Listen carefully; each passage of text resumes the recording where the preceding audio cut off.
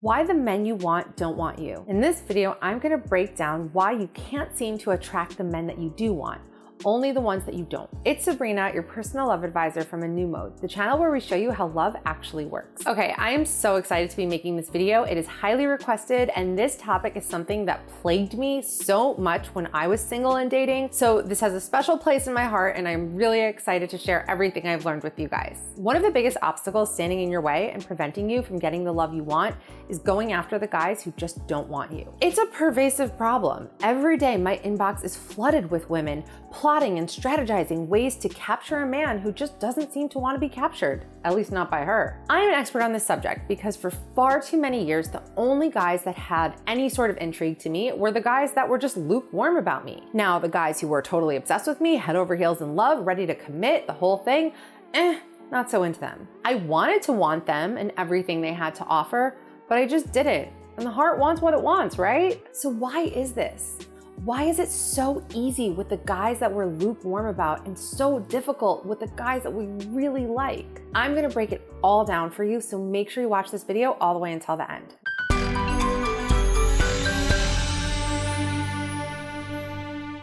Real quick, if you like this video and find it helpful, please give me a like. That is a super quick, super easy way to help me out and help me grow my channel. And if you like my content, make sure to subscribe to this channel, ring the bell so you get notified when I post new videos, and leave me a comment letting me know what you think. I read them all. I try to answer everyone's questions and get back to everyone. Speaking of guys wanting you, do you know the actual signs that a guy likes you, like really likes you, not just is attracted to you, likes hanging out with you, the signs that a guy truly likes you? If not, or if you think that you know, but you want to make sure, Eric and I have come out with a free guide on exactly how to know if a guy likes you. You can download it right now, or when you're done with this video, you can get it at signshelikes.you.com. Like I said, it's totally free, super quick read, super informative.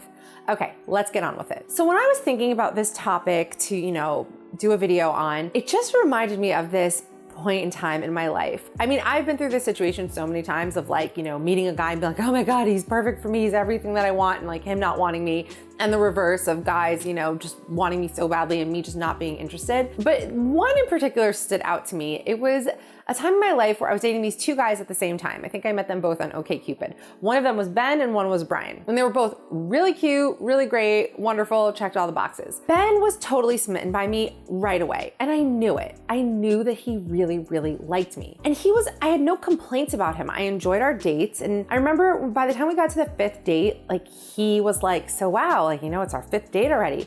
And I knew what he was basically saying was so let's progress things a little bit. Let's move this relationship a little farther. And at that moment, I just realized I don't really have a desire to see you ever again. Now, at the same time, I was dating Brian, because like I always tell you guys, keep your options open, never commit yourself to one guy at a time. And I really like Brian. I think the only reason I kept Ben around was to take my focus away from Brian. Brian was much more of a mystery. He was kind of very indie, played guitar, was in a band, one of those types. And I just could not crack that boy. And he was so hot, and he was just and his feelings for me were just so unclear. So of course that totally hooked me in. But it did seem like he really liked me. I can't remember how many dates I went on with him. I think after our third date, he kissed me, we shared this passionate kiss, and then he told me he was gonna be going to California for 10 days and that he would see me when he came back. And I never heard from him ever again.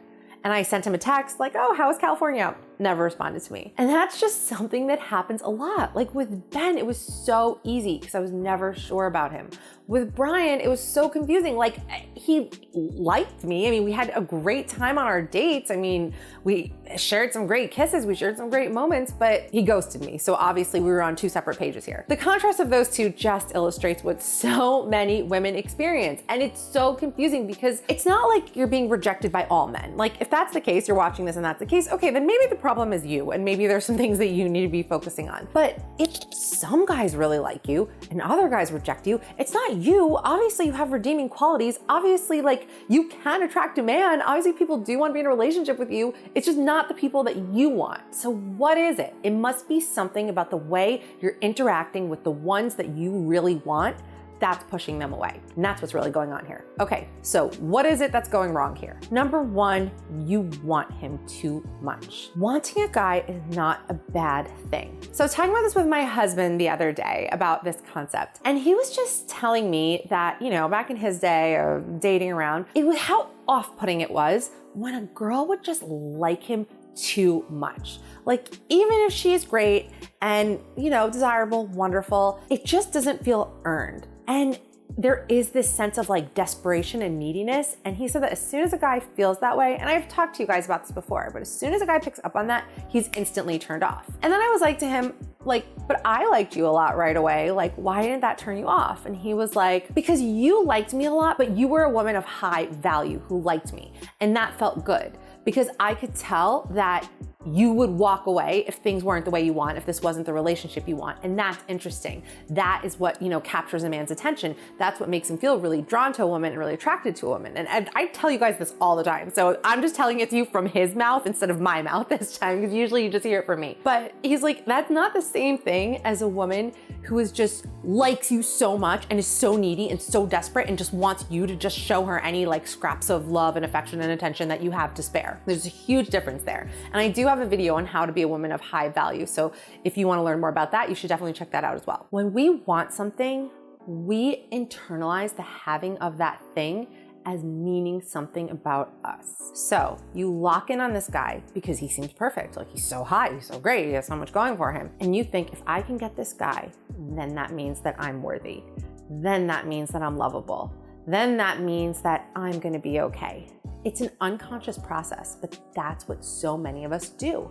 That is the shift. That's the shift that completely wrecks our vibe and turns it into something that's off-putting without even us realizing it, because our intentions are good. Your intentions aren't bad. If you can get him to want you, then you succeeded. You're worthy, you're lovable. If you can't, then you're flawed and you're unworthy and you're unlovable. And going a level deeper, I tell you guys a lot that the subconscious mind is always looking to prove itself right. So if you deep down think that you're unworthy and unlovable, you're gonna go after guys who are emotionally unavailable, guys who are damage cases, because those are the ones that are gonna validate the way you already feel about yourself. And you're gonna be totally repulsed by the guys who really like you.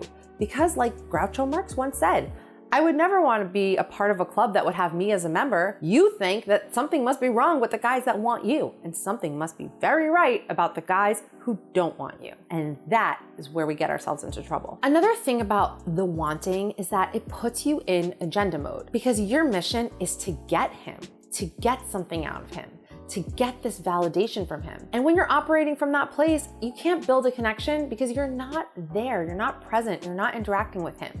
You're interacting with the worried thoughts in your mind. The minute you decide that you want him and you need to have him, he is no longer a person with his own wants, his own needs, his own desires. He is a thing that you need to acquire. The mindset seems innocent enough, but that is what's blocking you from getting what you want. Now, with a guy that you're not so gung-ho about, a guy who you're like, okay, he's all right, I'm filling this out, it's different. There's not that sense of pressure. He has more space to pursue you, to come to you, because you're not sold yet. You're waiting for him to sell you. You're waiting for him to, bring his best, bring his A game, to show you what he's got.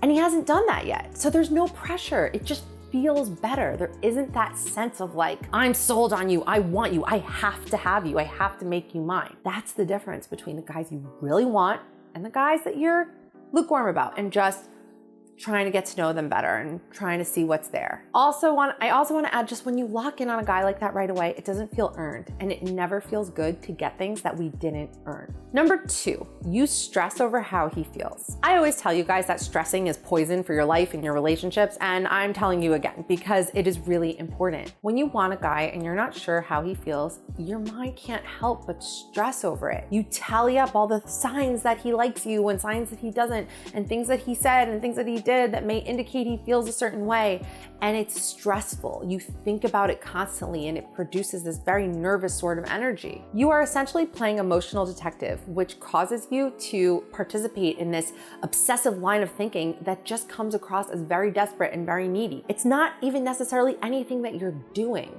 It's the intention behind what you're doing, and people can intuitively pick up on it. When you go on a quest to figure out how he feels and figure out how you can make him yours forever, it naturally activates your fears and insecurities, and this will inevitably come across to him. Most other dating and relationship coaches will focus on the way that you behave and talk about, your behaviors to attract a guy.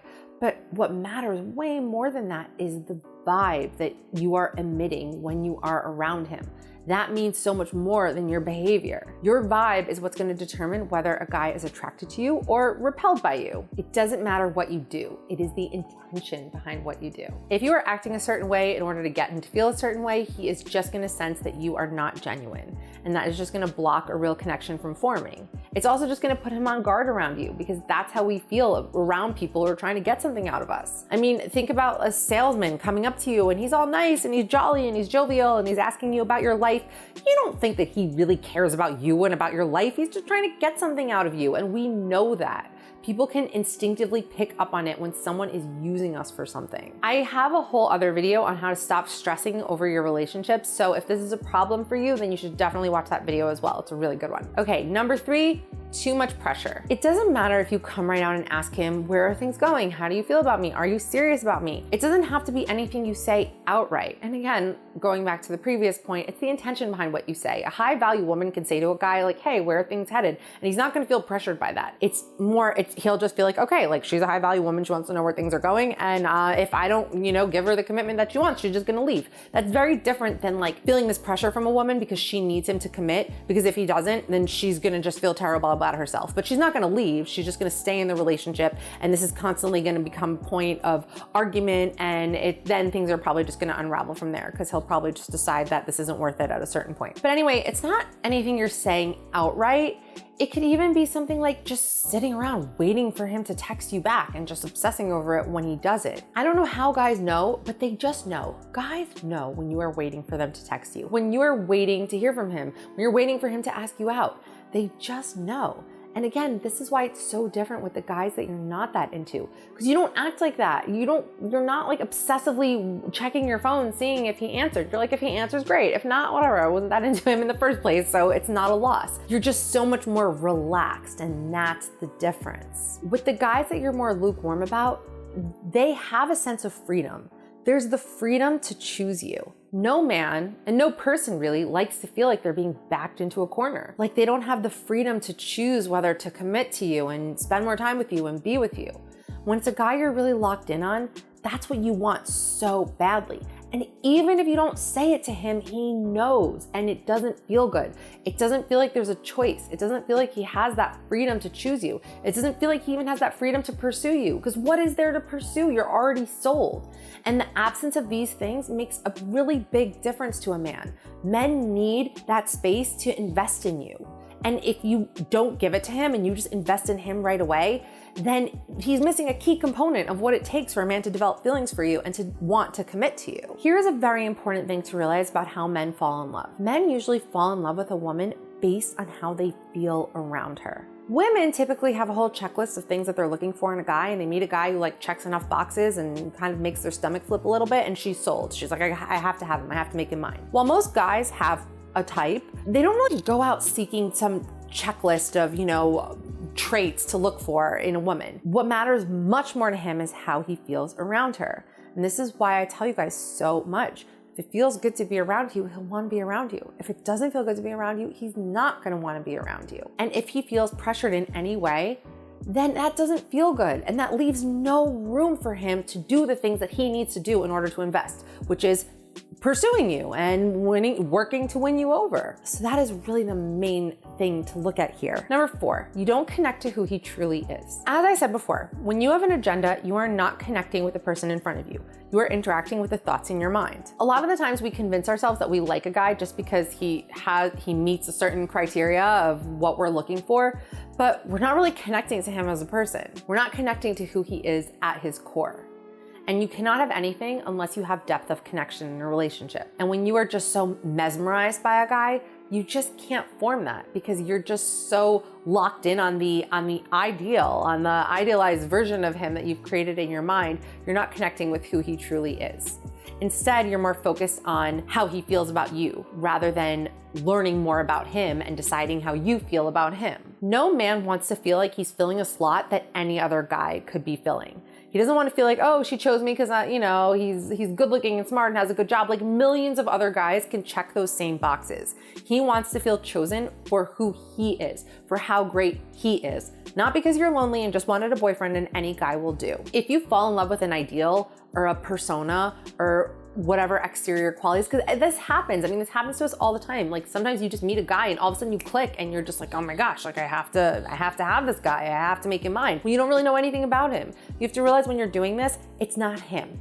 It's what you think he is, or what he maybe represents to you, or it's maybe that it's subconsciously he reminds you of someone from your past, or it could be that he reminds you of a parent. There's so many things at play here, but you have to realize that it's not him that you've fallen for. At least not in the beginning. We don't know him, because you can't love someone without actually knowing who they are.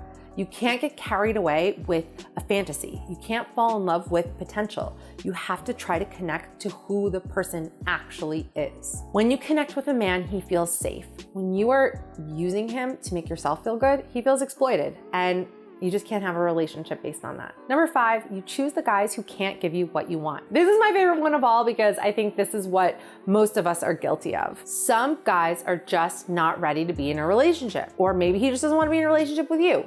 It doesn't matter. If you go after the emotionally damaged guys, you will never get the guy, because no one can have him. You can't have him because nobody can have him. I talk about this a lot in my video on damage cases, so definitely check that one out as well, because that's a really good video, especially if you struggle with this kind of thing. But if you are going after these guys and treating them as, like fixer-uppers, like a project that you need to fix, and this was my problem for a really long time, you're never gonna get the guy. The key to being good at relationships is to go after people who want what you want. If you go after guys who can't commit, don't want to commit, are not in the place in their life where they can commit, you're always gonna lose. And that's how you set yourself up to fail. And that's what makes relationships feel so hard and so difficult and so complicated, when really they're not. You have to look at who you're choosing above all. And I was always attracted to the guys that I couldn't have, the guys that were completely emotionally unavailable. That was like a project to me, or maybe that validated how I felt about myself. I felt unworthy of ever really having a loving relationship. And that's why my relationships were always lopsided. It was always either the guy obsessed with me and I wasn't into him, or me obsessed with the guy and the guy like ghosting me or vanishing on me and not being interested in me, or not being able to commit to me because he was a damage case. So many of us do this. You have to look at who you're going for and why. You have to look at the patterns. Make a list of the last few guys you've dated, or maybe all the guys you've dated, and look at the patterns. What has the pattern been? Is it always a guy that's kind of screwed up in the head and you're trying to fix him? You're trying to be his therapist, you're trying to be his nursemaid, you end up in a codependent type of situation and then he leaves? What is the common denominator here? What's the common theme? Why do you keep ending up in these same situations? Start there and see what you come up with. Essentially, the solution here is to just continue working on yourself. That is what's gonna save you from this trap of always wanting what you can't have. It's about turning yourself into a woman of high value. What that essentially means is you realize that no matter what, you will be okay. If it doesn't work out with this guy, you'll be fine. It won't be the end of the world. It won't be the end of your self-esteem. It doesn't mean that you are never gonna find love and you're just gonna die alone. It doesn't. You'll be fine. You have to figure out the type of guy you want and the type of relationship you want. Have that image in your head and stop settling for less than that. And just admit what it is you want. Don't convince yourself that you're okay with the situation where like he's dating other people, or you're in a relationship but he won't call you his girlfriend. Don't convince yourself you're okay with things that you're not okay with. You have to work on your sense of self-love more than anything else. Because when you have that, then you won't be so at the mercy of other people around you. Then there won't be so much at stake in your relationships. There won't be so much at stake to your sense of self and to your self-esteem, because you know that you'll be okay no matter what happens. You'll be able to just relax and enjoy the dating process instead of feeling chewed up and spit out by it. What did you think of this topic? Did it help? Do you recognize yourself in any of these behaviors? What do you struggle with the most? Please talk to me in the comment section. I love hearing from you guys. I love interacting with all of you. For more on this topic, you can read the full article. The link is in the description box. For more relationship advice, subscribe to our newsletter, newmode.com/subscribe. Follow me on Instagram @newmode, and I will see you guys in the next video.